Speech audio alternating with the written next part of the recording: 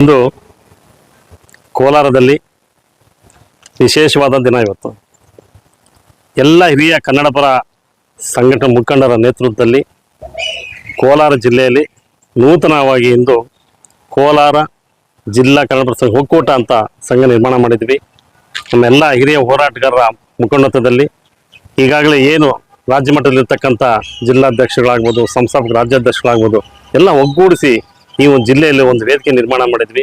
ಮುಂದಿನ ದಿನಗಳಲ್ಲಿ ಈ ಜಿಲ್ಲೆಗೆ ಒಂದು ಶಕ್ತಿ ಬರುತ್ತೆ.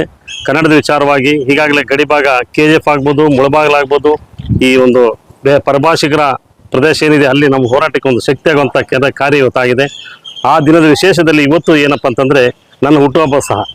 ಈ ನನ್ನ ಹುಟ್ಟುಹಬ್ಬವನ್ನು ಎಲ್ಲ ನನ್ನ ಕನ್ನಡ ಮನಸ್ಸುಗಳ ಜೊತೆಗೆ ಆಚರಿಸ್ಕೊಂಡಿದ್ದು ವಿಶೇಷ. ನಾನು ಇವಾಗ 57ನೇ ವರ್ಷ ನಮಗೆ ತುಂಬ್ತಾ ಇದೆ.